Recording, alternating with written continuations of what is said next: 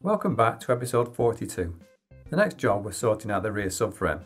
The original subframe was rusted beyond economical repair, so I bought a new heritage one from Minisport. This was then sent off to the powder coaters to give it some form of added protection. We laid out some of the parts we would need to fit the subframe. I was able to reuse the original trunnions and had them cleaned and powder coated to help protect them. They're surprisingly expensive to buy new ones now, so these are a part worth spending a few pounds on to reuse.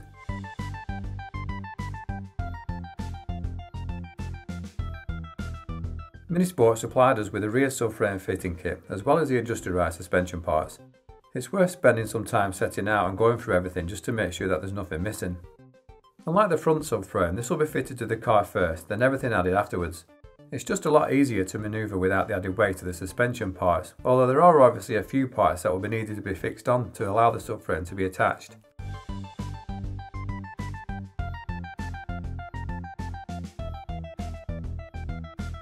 Once we knew we had everything we needed, Dennis did a quick inspection of the subframe just to make sure there was no surprises for us later on. As it's been powder coated, there are a few things that needed sorting out before we started. Threads had been protected and covers needed removing as a result, and a few little cavities needed cleaning out just to allow parts to fit properly. Whilst I always stress that these aren't designed to be tutorials, I'm still always careful what I say just to avoid giving out any incorrect information. I know so little about the rear subframe assembly that I'm not really confident about narrating what we were doing here. So rather than risk giving out some duff information, I've gone the easy option of just laying out some background music.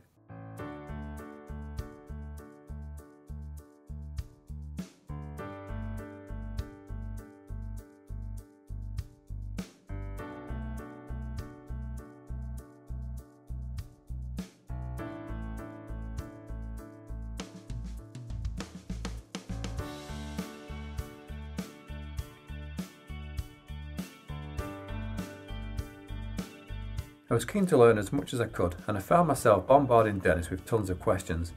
It's a lot different seeing the bolts go on than when I originally removed the subframe from the car, because you could barely see all these components as they were covered in mud and rust and overspray.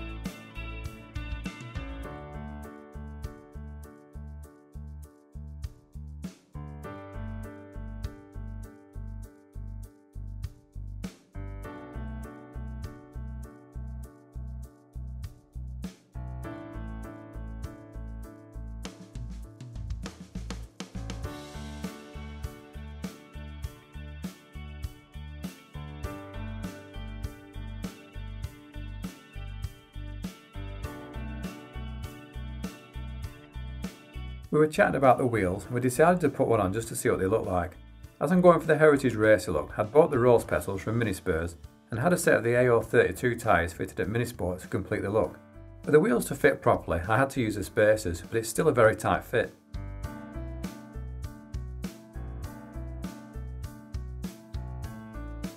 Back to the rear subframe, and it was time to add the suspension. If you watched the previous videos, you might remember that we fitted the Minisport adjuster ride to the front, so it goes without saying that they'll be fitted to the rear. The adjuster ride looks like a nice piece of kit, and time will tell how they get on.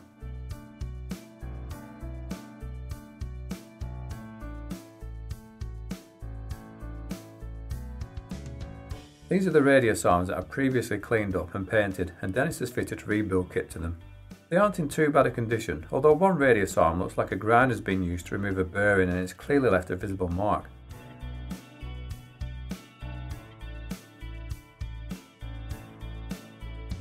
The radius arms hold the handbrake quadrant, and this is another part that I had to buy new. Minisport CNC machined new ones, and although they didn't have the colour in stock to match the paint that I'd used on the arms, I guess it didn't really matter too much, so I just got a different colour instead.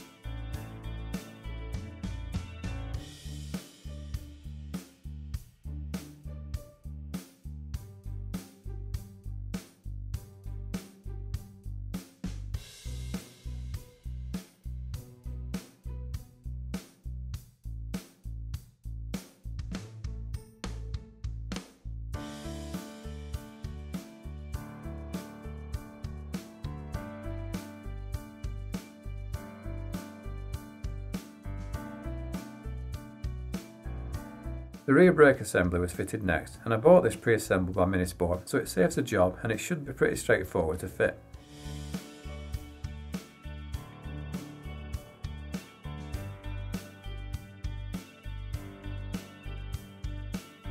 One of the jobs was to fit the bearings to the rear hubs, so it was time for me to step up to the plate. To give the bearings the best chance of having a long life, it's worth spending some time on ensuring that the grease is worked in everywhere. They're one of those parts that can fail very quickly if they're not assembled correctly, so I've spent a lot of time on these just to give them a fighting chance.